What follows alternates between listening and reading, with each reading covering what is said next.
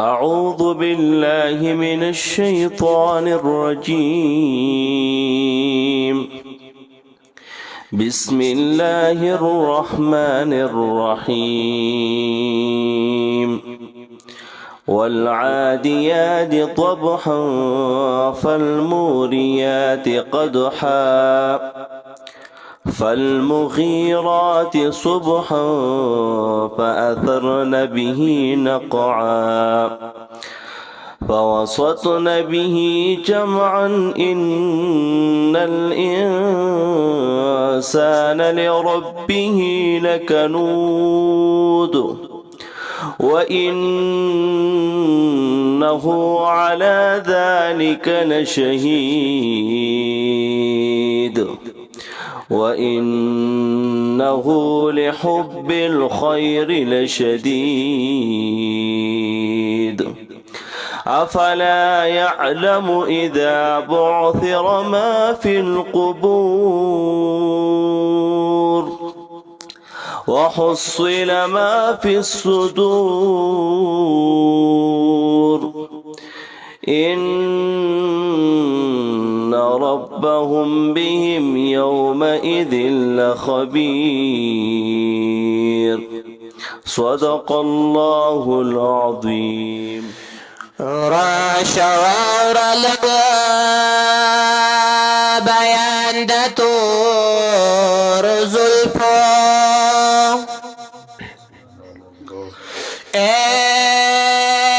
د نبی آخر زمان دا تور زلفو یا بلال اخوڑل سینه باندې داغونه چې شو کلا بندیوان دا تور زلفو یک موسی راز درب کړه په کوه تور دې د خاوند دلا مکان د تور زلفو یا پاک رسول میں پا منبر دے کی نولے چی صفت کوي حسان د تور زلفو یا د حضور زنگو جبریل بزنگ ولا خادمان دا تور زلفو یا نزاری دا جنتونو پاک اخکاری پهر ولدا شاخو باند تور زلفو یا حس پروا ای پا جنت نپا دوزخ ونو خلق وچی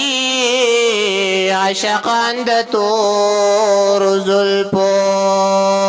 یا خلق وچی عشقان د تور زلفو مدینہ راغلا زړګي یا خوشالي یار نا قربانی گا دغدی ارمانو یار نا قربانی گا دغدی ارمانو وی مدینہ رغلا زړګي یا خوشالي گا یار نا قربانی گا دغدی ارمانو یار نا قربانی دغدي ارمانو ویتا بویل چی د حرم لارې کوسه اوینم ور مخامخ شم هغه دنګې منارې اوینم اوس ور لارغلې په جنگلو قرباني گا دغدي ارمانو یار نه قرباني دغدي أرمان وای مدینہ راغلا ای زړګي خوشالي گا یار نه قرباني دغدي أرمان یار نه قرباني گا دغدي ارمانو زړګي سترګي کی دا اشنا وطن دے سودا دمینی اوکا دا دل روبا وطن دے دس پالانے غنتے دل برتا لوگے کی گا یار نہ قربانی گا دغدی ارمانو یار نہ قربانی گا دغدی ارمانو وای مدینہ راغلا اے سڑگیا خوشالی گا یار قرباني دغدي أرمان یار نہ قربانی گا دغدی ارمانو وای ہجران سی زلے وی زپالے نا قرار وی تو ابس ژوندونو چې جدا د خپل یار وی تو اوس ورلا راغلی دا بلبل پاشان چغیگا یار نه قربانی گا دغدی ارمانو یا قرباني دغدي أرمان وای مدینہ راغلا ای زړګي خوشالي گا یار نه قربانی گا دغدی ارمانو یار نه قربانی گا دغدی ارمانو